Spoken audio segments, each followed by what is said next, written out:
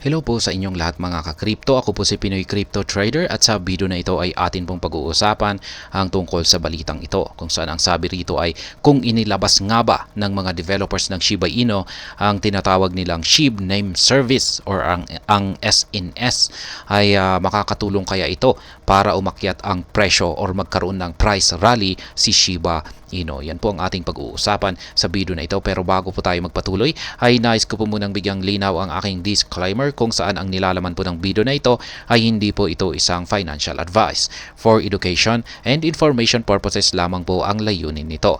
Maliban po dito ay nais ko na rin pong magbigay babala na wala pong kahit anumang group chat ang Pinoy Crypto Trader. Ayan, Shiba Inu team officially announced launch of SHIB Name Service, enabling Shiba Inu holders get their own name with a SHIB price rally. Ayan, ang SHIB Name Service ay ito po yung parang bagong feature.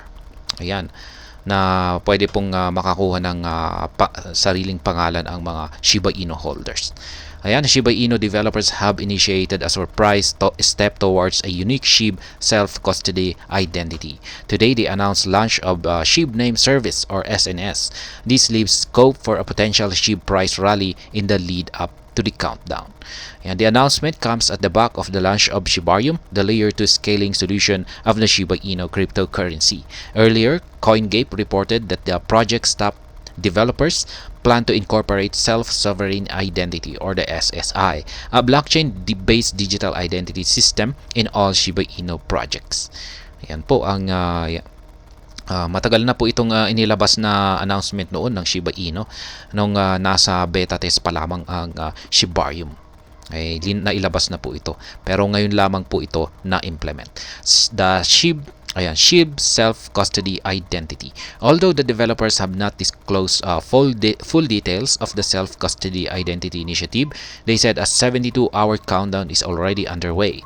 Hence, instructions on how to go about the first step to unlock the unique SHIB identity would be released on Wednesday. Ayan, November 1, 2024. Shiba Inu developer Calderia said the first step towards self-custody identity on the ecosystem was coming. The developers described the initiative as a game changer that causes a seismic shift in the blockchain world. Ayan. Sabi po ni Calderia na ang self-custody identity daw na ito ay magdudulot ng seismic shift or malaking pagbabago sa mundo ng blockchain. Kaya yan, ito po. Attention SHIB Army, we all love a good surprise and yours is on the horizon. The very first step to unlock your unique SHIB identity is just 72 hours. Following the launch of the 72-hour countdown, the SHIB price took a sharp upward curve path. Ayan na nga, naka-apekto nga sa presyo ni Shiba Inu ang self-custody identity na ito. Ayan, self-sovereign identity. On August 3, 2023, Shiba Inu's lead developer Satoshi Kusama revealed plans to integrate SSI or self-sovereign identity in all Shiba Inu projects. The upcoming announcement most likely be based on the SSI integration. Today, Shiba Inu team officially announced release of SHIB Name Service or SNS. Yan, using which any SHIB holder can get their own Shiba Inu name. Kaya yan. Ito po ay tungkol sa identity or pangalan ng isang SHIB holder. Kaya yan po ang SHIB Name Service. At yan, mukhang nakaapekto nga ito sa presyo ni Shiba Inu para umangat. Pero mukhang hindi po gaanong malaki yung kanyang naging impact. Ayan. Mukhang talagang medyo hirap talagang makaangat si Shiba Inu.